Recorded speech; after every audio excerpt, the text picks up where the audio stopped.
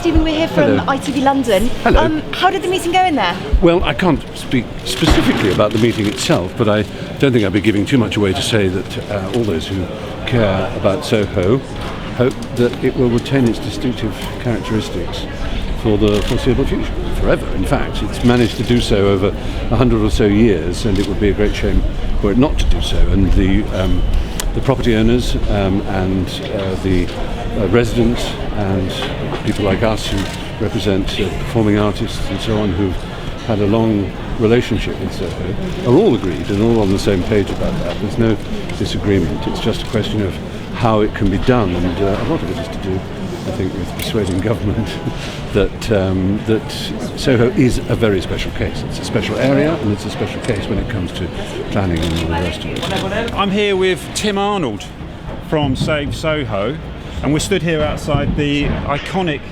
12 Bar Club in Denmark Street, and Tim's from a campaign called Save Soho. Unfortunately, it's too late to save the 12 Bar. Hello, we're talking about your wonderful club. Everybody is. When do you shut? Today. Is it really sad moment for you? Yeah, I guess. We've known for a month, so... Can we come over? And why is it closing? Because of development in this area based around the crossrail project. So there's a group of developers that own a lot of the properties along this street, and this is the first one to bite the dust. What was people's reaction when they heard you were closing and stuff? A mixture of, sadness, disbelief, anger, indifference, but mainly the first three. That's really sad. I know the landlords have said that they're going to sort of maybe reinstate something in the future, and I really hope they stick to that, because we need it. There are less and less small venues like this in central London. TfL came along, cleared the site for the owners, and this is the natural progression to revamp the area. What do they want to do with it? I've got no idea. They'll probably just want to pull it down, I should think. Not the front, but the back. How old is the building? I believe it's Georgian. We're the internationally known 12 Bar Club. So, and what does it mean for it to be closing? That's life, isn't it? Things happen. What was it John Lennon said? Life's what happens while you're making other plans. And that's what's happened. So. Look what happened to him. Well, yes. Denmark Street is really sort of the epicentre of the British music industry, isn't it? Tim Pan Alley. You've heard of Tim Pan Alley, I'm sure. It was a centre of music publishing in the 1910, 1912. Yeah. And then it goes right through where we stood now. We're stood outside Regent Studios, and this is where the Rolling Stones recorded. Yeah. Along here, number 9, so is it number 6 is where Sex Pistols lived upstairs, and that's where they did their early demos. Yeah, I mean, the thing is that the musical history here and the heritage is so strong. My name's Andrew Ellis, and I used to work in Denmark Street at number 6 for a sleeve design agency called Hypnosis, who did all the famous sleeves for Pink Floyd and Led Zeppelin and Paul McCartney. They were the guys that floated the pig over Battersea Power Station and designed Dark Side of the Moon and did all sorts of amazing creative work here. And that was back in the day, sort of 1979, 1980, 81, when the Sex Pistols used to rehearse behind our studio. And I used to walk up the stairs and see all the jumble of letters downstairs in the backyard for the great rock and roll swindle, And then Glenn Matlock lived upstairs, in the flat upstairs, which is why the band were always rehearsing around the back and going up and down the stairs. But, we had Peter Gabriel, Paul McCartney, all the constituent elements of Led Zeppelin, all coming in and out of number 6, with Zeno's Greek bookshop underneath, back in the day, yeah. I'm all for redeveloping parts of London and keeping up with the 21st century, but there are certain pockets that need to be saved, like Maid Street in Soho is another one full of beautiful buildings that I walk through quite often. I used to be a film runner, so I used to run through the streets of Soho at the age of 20, 23, taking stuff down to all the film editing suites. So yeah, it's just such a beautiful, special area, and it deserves to be saved. Do you think we're in danger of losing the essence of Soho?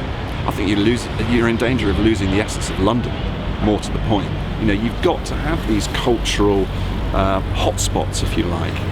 It's look at what's happening in Shoreditch. I hope that they're not going to absolutely ruin everything that's down there as well. Foldgate Street, where Dennis Seaver's house is, places like that are really special and a part of London. London's rich heritage. Otherwise, it's all just going to get wiped away by developers, and that's not what should happen. So it's just over here. It's the site that used to be the Astoria.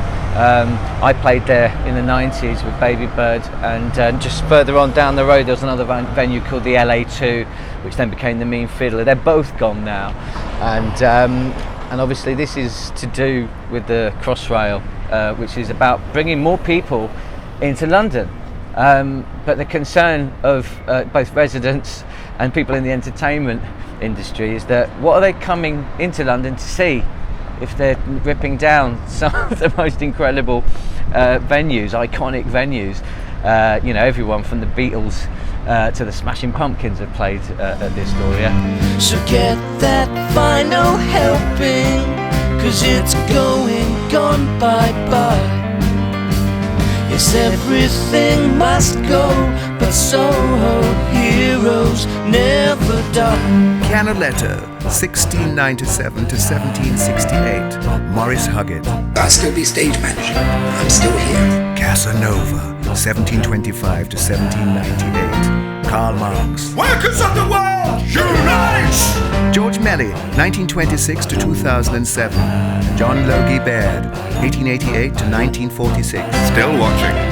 Paul Rayland, Lucian Freud, Keith Moon, Danny LaRue, and Laura Henderson. We have made rather a go at it, haven't we? It's such a magical place. There's nowhere else like it on earth.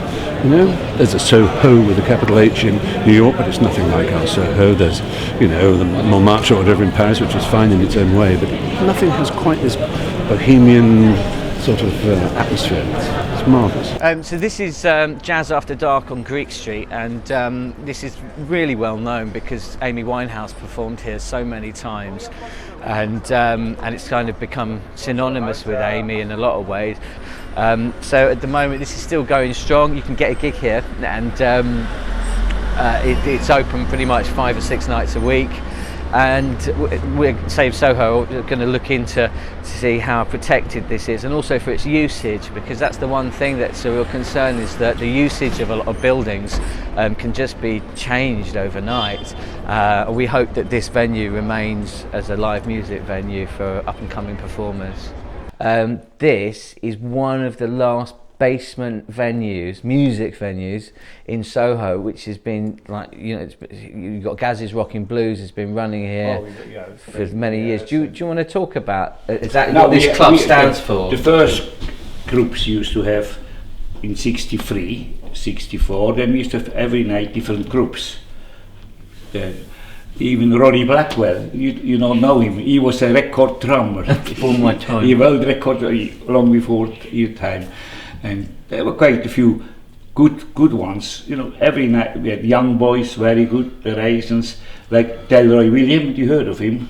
I haven't heard of him. But that's all right. He used to come in with the Raisins as a group, as a carry the cases and all. That's a nice, very nice group. Joe Strummer, he played here with 101er, and he even made a song about me, Sweety in the St. Moritz. Joe Strummer wrote a song about this man. There you go. So this is what we're talking about, protecting in Soho. Not just the places, but the faces as well. And as long as you're here, this venue is safe, isn't it? Yeah, but I could stop because I'm 77 now. You could stop one of these days. But you're looking good on it. This venue, do you realise this venue is absolutely key to the future of the performing arts for young performers? in Soho. This is probably one of the most important. You've got Ronnie Scott, but you've got to wait 20 years before you get a gig there. You've got to earn a lot of stripes. Here, this is where you get a chance, you get a start. This really is, St Moritz really is the last small basement club in Soho that is open to all artists. You don't see small clubs anymore, like, you know, music clubs. There were so many around. And this I don't know, it's hard to get, you know, I don't know if they don't get license or, you know, but it's the small just clubs a company. that are important. It's just companies who are interested in big money, you know. And what do you think we're losing? We're losing character of Soho, I think. Thank you, Sweety. Okay, lovely. Thank you, Sweety. Nice to see you again. Nice to see you. Keep well, okay. This is Paul Tunkin. He's been running the Blow Up Club for the last 21 years, a legendary club. In case anybody doesn't know, talk about Blow Up, which I mean, I can say what it was responsible for, but you're the man that created the club, so do you want to talk about that? Well, I started the Blow Up Club in 1993. It was kind of a reaction to the kind of the scene that was around at that time. There was a lot of American grunge. So in a nutshell, it's Britpop really sort of emerged out of your club night in a way. That's right, yeah, I mean all the bands were in there, so that was... Is it like Blur and Pulp and all these all those bands were down there, at the time. And what the Blow Up Club and Britpop did together was really forge a change in British pop culture that was identified, wasn't it, in the mid-90s? Yeah. You need small venues that are affordable to young people to do that. Great scenes come out, for me, have always come out of clubs. Great clubs are generally the smaller ones. You know, they always have the, I guess, actually, in basic terms, a more select audience, or it's just, you know, it's easier to get a vibe going at a smaller level. And I will say this to the media, you know, and the news TV channels who have often said what we're talking about and what the Save Soho group is talking about is a London thing. It's not a London thing. It's about bands all over the country who want to come into the centre of London and find a small place where their fans can afford to come to and where they're welcome to play. And also it's a fertilisation ground for new scenes like Britpop, like punk, like some of the greatest British exports that have come through the music industry in London over the last half a century. As long as entertainment is happening in the West End of London and in Soho, Save Soho will exist. Benedict Cumberbatch is on our committee, and we're supported by performers both well known and also emerging, and we want to protect both. You know, this is about protecting performing arts and their audiences, and the audiences that have different incomes, so that there will be space for students who can afford to come to see bands in here, by keeping Soho inclusive, not exclusive. And I think it's really important that the laws be clarified so that you know, performing artists and, for example, production houses, cutting rooms for editing, things like that are, as it were, privileged over other things, because otherwise it'll just turn into, as someone once said, Singapore Airport.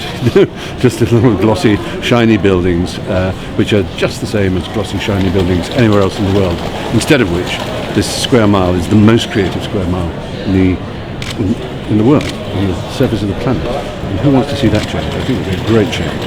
Yes, nothing lasts forever, but Soho heroes never die.